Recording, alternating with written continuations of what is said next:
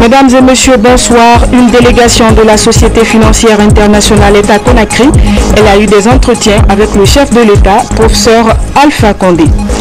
Le Premier ministre rassure les syndicats et le patronat de la disponibilité du gouvernement à œuvrer pour l'amélioration des conditions de vie des travailleurs.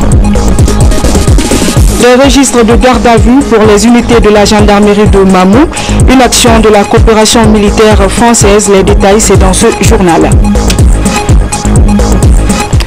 Bonsoir, le président de la République a reçu en audience une mission de la SFI, Société financière internationale, conduite par la directrice régionale pour l'Afrique de l'Ouest et du Centre. Cette délégation est venue échanger avec le chef de l'État sur le renforcement des relations de coopération entre la SFI et la Guinée. Compte rendu, Mohamed Lamine Souma et la Joie de Sissé. Très amicaux, les échanges entre le président de la République et la nouvelle directrice pour l'Afrique de l'Ouest et du Centre de la SFI, Service financier international, une filiale de la Banque mondiale, se situe dans le vent de la consolidation de la coopération avec le gouvernement guinéen. Nous avons de façon générale parlé de la collaboration entre le groupe de la Banque mondiale en général et la SFI en particulier. Et dans ce cadre-là, évoquer un certain nombre de dossiers qui sont d'intérêt commun et comment est-ce que nous allions nous organiser à la fois du côté de AFC et puis de l'État guinéen pour pouvoir avancer sur ces dossiers, notamment un certain nombre de secteurs, les PME, le cadre des affaires en Guinée, le secteur de l'électricité, le secteur des télécoms. Donc un vaste champ de secteurs sur lesquels nous travaillons en bonne intelligence avec les autorités guinéennes. Selon le ministre d'État à l'économie et aux finances, le partenariat avec la SFI a donné des résultats très probants dont il est question de renforcer. C'est une entité qui assiste le gouvernement guinéen, d'abord dans la définition d'un cadre légal, réglementaire, sur le soutien au secteur privé, et également la SFI peut participer aussi à l'investissement privé direct.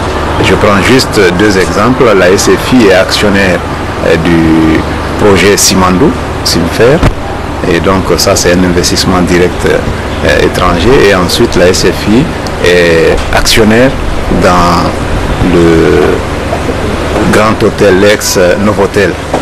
Et donc cela signifie effectivement que nous développons un partenariat gagnant-gagnant avec la SFI. Nouvellement nommée à ce poste, Mme Kébé Sarang Koulibaly manifeste ainsi tout l'intérêt qu'accorde la SFI à la Guinée, ainsi que l'amour qu'elle-même nourrit pour notre pays. D'une audience à une autre, cette fois-ci au Palais du Peuple, entre le président de l'Assemblée nationale et l'ambassadeur de la Russie en Guinée, il a été question d'élaborer un plan d'action pour renforcer les capacités des députés et le personnel administratif de l'Assemblée nationale. La synthèse avec Abdoulaye Diallo. Le président de la Douma russe vient d'adresser un message de félicitations au président de l'Assemblée nationale. Ce message est porté par l'ambassadeur de la Russie en Guinée, à l'honorable Claude Kori-Kondiano. Le président de la Douma sollicite le renforcement de la coopération parlementaire par la création d'un groupe d'amitié entre la Guinée et la Russie. Ça veut dire qu'il y a des gens qui sont attachés davantage à tel ou tel pays, qui connaissent davantage un tel ou tel pays, qui ont des relations personnelles, ce qui est très important avec tel ou tel pays. Et je crois que c'est ça qui est le but. Le président de l'Assemblée nationale rappelle les bonnes relations de coopération qui existent entre les deux États. Le stade du 28 septembre, la route Moussoudougu-Donka sont les fruits de cette coopération. La présence constante des partenaires étrangers auprès de l'Assemblée nationale est un grand pas dans le développement démocratique de la Guinée. Réunion de concertation entre le Premier ministre chef du gouvernement, la Confédération syndicale et le patronat guinéen. En toile de fond, discuter des problèmes liés à l'amélioration des conditions de vie des travailleurs. On se souvient que c'est vendredi dernier qu'il y a eu hausse du prix du carburant avec son corollaire d'augmentation généralisée des prix sur le marché. On voit tout cela avec Adi Kamara.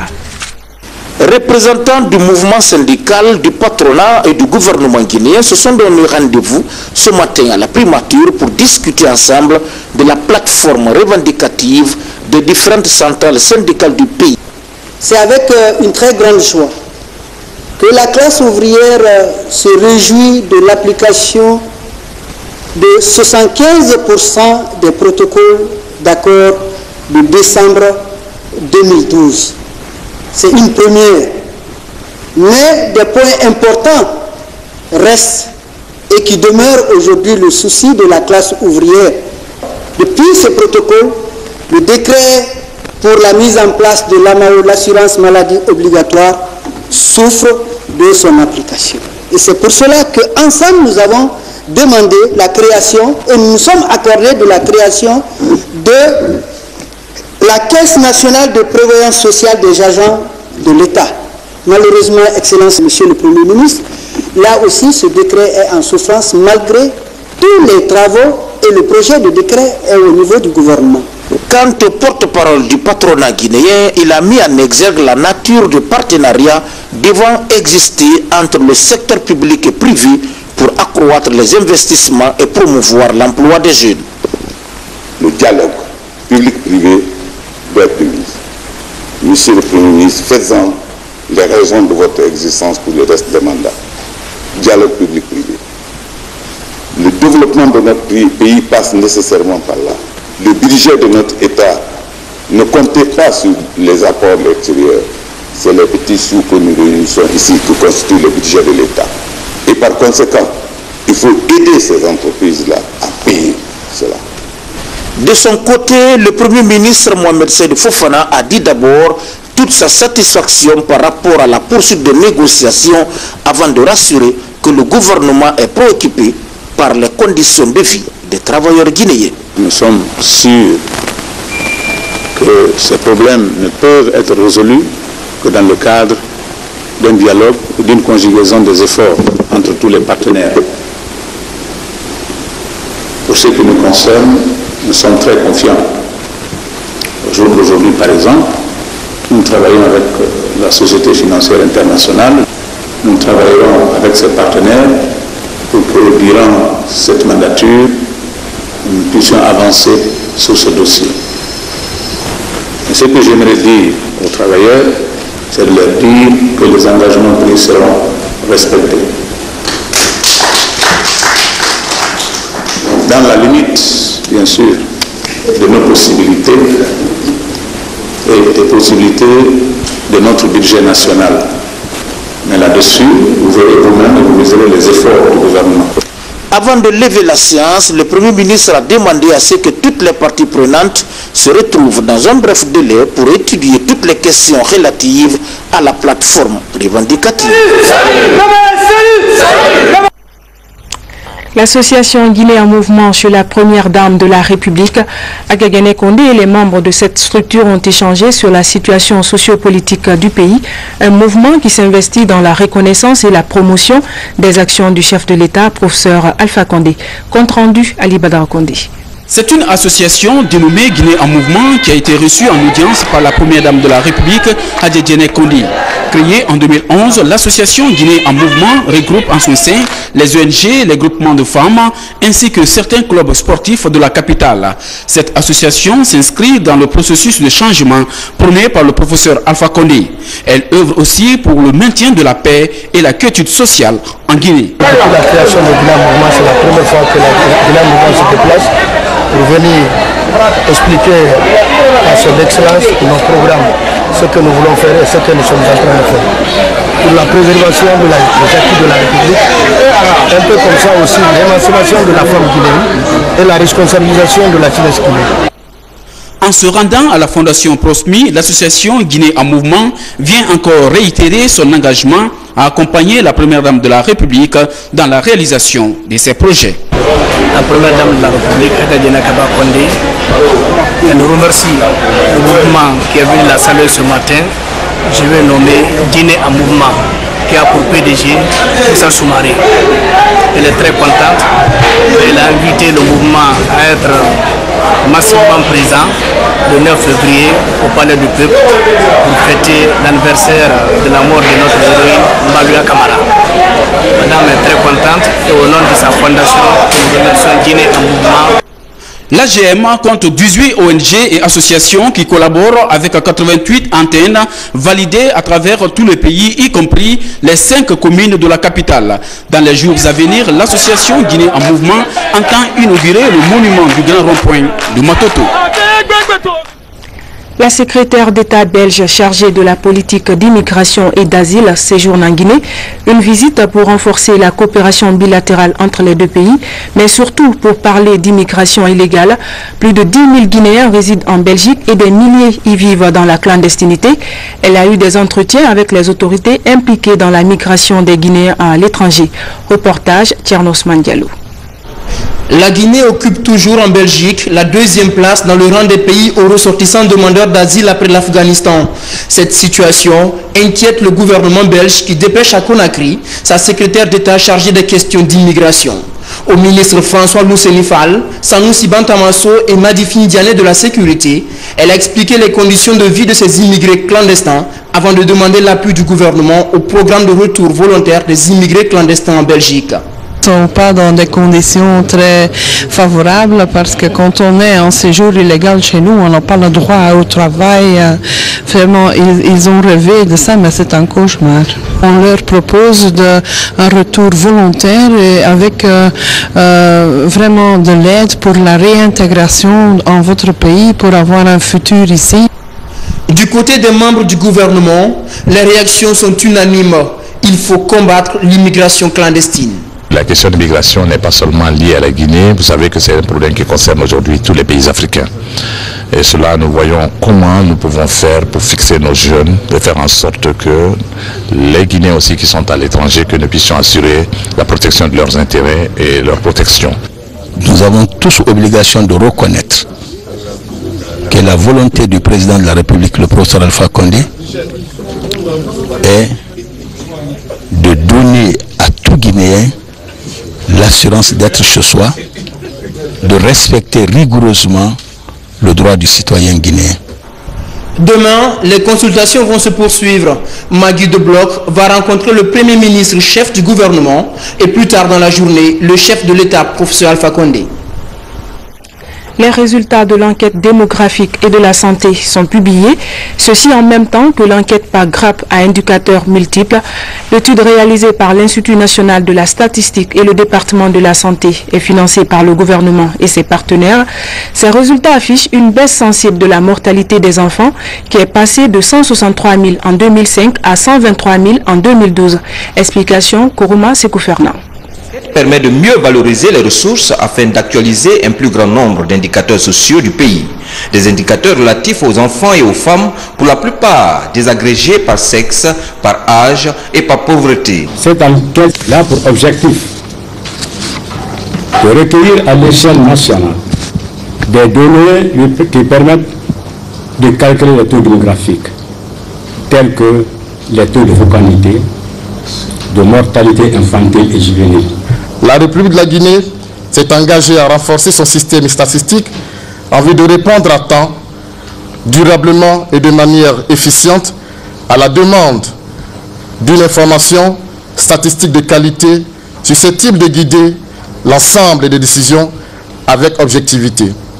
Les résultats montrent que plus de 57% des femmes enceintes ont effectué toutes les consultations prénatales. 4 naissances sur 10 se sont déroulées dans un établissement sanitaire et que l'état nutritionnel des femmes s'est légèrement amélioré depuis 2005. La prévalence de l'anémie est passée de 53% en 2005 à 49% en 2012 sur cette même couche. Le taux de fécondité est passé de 5,7 enfants par femme en 2005 à 5,1 enfants en 2012. Des résultats encourageants. Nous devons accorder une attention particulière aux indicateurs alarmants tels que la mortalité maternelle et infantile. toujours élevé, une prévalence contraceptive toujours faible. Tous les ministères concernés par ces enquêtes, désormais comprendront les grands défis qui s'opposent à eux et les missions qui leur sont assignées pour que la population guinéenne vive dans de meilleures conditions de santé. La Guinée a beaucoup à faire encore en ce qui concerne la lutte contre la chute des taux de prévalence de ces différents indicateurs. Et donc ça a été pour nous une aubaine pour acquérir de nouvelles informations. Les partenaires de la Guinée se disent satisfaits des efforts du gouvernement pour l'amélioration de la santé des populations. Inciter les étudiants à donner gratuitement leur sang pour sauver des vies, c'est la vocation de l'Association nationale de donneurs bénévoles de sang en Guinée. Ce matin, les membres de cette structure naissante étaient dans les locaux du campus Jean Faragué pour recueillir quelques poches de sang. Reportage Abdoulaziz Baldé. L'Association nationale de donneurs bénévoles de sang de Guinée poursuit sa campagne de sensibilisation et la collecte de sang dans les différents établissements de la capitale. Pour cette première étape, l'association pose ses valises au campus Zamfaraki d'équipé dans la commune de Ratoma. Ici, responsables étudiants ont compris le slogan « Donner le sang, se sauver la vie ». Prélever le sang de ces étudiants qui ont volontairement accepté. Nous sommes effectivement animés aussi d'une grande joie. Donner le sang, c'est sauver une vie. Le fait que je donne mon sang, c'est de sauver l'humanité et les femmes qui ont besoin, après l'accouchement, à l'hôpital, qui en ont besoin, les pertes. Donc, c'est à cause de ça que j'offre mon sang. J'ai accepté de donner mon sang. À travers le slogan, comme on le dit, si tu donnes le sang, c'est de donner la vie. Donc j'encourage tout un chacun de faire ainsi. Cette association nationale de donneurs de sang est majoritairement composée de jeunes. Elle a pour mission d'assister des personnes en situation difficile, notamment des femmes en état de travail et les personnes vivant avec le VIH-Sida. Nous demandons les élèves et les étudiants de faire un acte de civisme en donnant une quantité de leur sang. Le Centre national de transfusion sanguine a besoin par jour de 500 donneurs par jour. Alors, nous enregistrons seulement 5 personnes au cours de la journée. Nous demandons le ministère tutelle, le ministère de la Santé, d'assister l'association. Pour cette première journée, plus de 27 poches de sang ont été collectées. Une tournée qui doit s'étendre sur tous les établissements scolaires, publics et privés du pays. De Conakry, cap sur l'intérieur du pays, précisément à Koundara, le ministre des Guinéens de l'étranger était dans cette localité pour réitérer les idéaux de paix du chef de l'État, professeur Alpha Condé. La communauté de Koundara dit partager cette vision malgré la diversité des tendances politiques et socio-culturelles. Compte rendu Habib Thiam, Cheikh Mabintisila. Nous sommes au quartier centre 1 de Koundara, la résidence historique de la famille Boiro. Le ministre des Guinéens de l'étranger est venu transmettre à la notabilité le message d'unité et de développement prôné par le président de la République. C'est avec beaucoup de joie que je viens de rencontrer la notabilité de Koundara au nom du chef de l'État, le professeur Alpha Condé, pour transmettre le message de paix et d'unité nationale. La Guinée est une famille, la Guinée est une voiture à 4 roues. En enlevant une seule roue, la voiture ne pourra pas bouger. Donc nous avons demandé à la notabilité de presser l'unité et la paix dans l'intérêt supérieur de la nation guinéenne. Nous pensons que le message est passé. Ambition partagée par la communauté de Koundara, une terre où toutes les tendances sociopolitiques et culturelles coexistent dans l'harmonie. Le message qu'il a porté, le message que lui a confié son Excellence le président de la République, le professeur Alpha Condé, a été bien perçu, il a été accueilli par de bonnes oreilles. Le discours a porté sur la réconciliation nationale, sur le développement et sur la paix. Koundara est une des rares préfectures qui développe la paix. Cette rencontre de communion a été suivie d'une cérémonie de lecture du Saint-Coran en faveur de l'unité et la stabilité dans le pays. Une brigade verte pour épauler les gardes forestiers, c'est une des solutions dans le cadre de la protection de l'environnement. La nouvelle ministre de ce département était récemment en visite de terrain dans les différents services. Objectif, interpeller les cadres et agents à redoubler d'efforts. Alia Kamara, compte rendu. Des services éparpillés dans 3 communes de la capitale. Vétusté des locaux, manque d'équipement, ce sont là quelques problèmes auxquels les travailleurs du ministère de l'Environnement sont confrontés. La nouvelle ministre, ancienne de la boîte, était sur pied pour constater les réalités du terrain. Adiaka Diatunjai a recensé l'ensemble des préoccupations des différentes directions de son département et se fixe pour objectif premier d'y faire face. Avantage par rapport à nos priorités, car il y a beaucoup à faire dans le cadre de la protection de l'environnement. Les activités à mener sont nombreuses. Et comme je viens de le dire, les cadres sont là, sont motivés. Donc je pense que si nous arrivons à avoir un peu de moyens par rapport à ce qu'on a, vraiment les résultats peuvent être concluants. À ces problèmes s'ajoute celui des gardes forestiers dont la mission est de protéger l'écosystème. Ces gardiens de l'environnement sont souvent en conflit avec la population, d'où leur renfort par la brigade verte. La brigade verte est un organe de répression, de dissuasion. Alors quand un camion ou bien n'importe qui refuse alors d'obtempérer à la loi, qu'est-ce qui se passe? Les agents commettent, alors la brigade verte à l'arrêter. La ministre de l'Environnement a promis d'examiner le problème des gardes forestiers, mais en attendant, elle sollicite la collaboration de la population pour permettre aux agents d'accomplir correctement leur mission. Des registres de garde à vue pour certaines unités de la gendarmerie de la préfecture de Mamou. Ce geste de la coopération militaire française entend appuyer les services de défense et de sécurité dans la lutte contre la criminalité et le grand banditisme. Reportage Mamadou Paté Baldé. En Guinée, le code de procédure pénale pour les mesures de garde à vue ne dispose pas de registre spécifique. C'est conscient de cette situation que la coopération française a offert des registres de garde à vue à toutes les unités de gendarmerie du pays. La coopération française a plusieurs volets. Aujourd'hui, le volet qui nous intéresse, c'est la police judiciaire.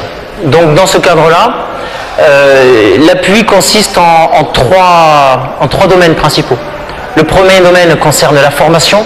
Le deuxième volet consiste en la création d'un fichier national des auteurs d'infractions. Le troisième volet, celui qui nous concerne aujourd'hui, consiste en la remise des registres de garde à vue. Ces documents permettront donc de s'assurer qu'aucune mesure de garde à vue ne dépasse un délai maximal de 48 heures, renouvelable une fois, conformément au code de procédure pénale. Ça vient à la coopération française qui ne cesse d'apporter son soutien au niveau de la gendarmerie dans le cadre de la formation et le soutien en matière. Ça existait avant, mais je crois qu'à partir d'aujourd'hui, ça va s'améliorer encore de plus. Ça va nous permettre de mieux faire.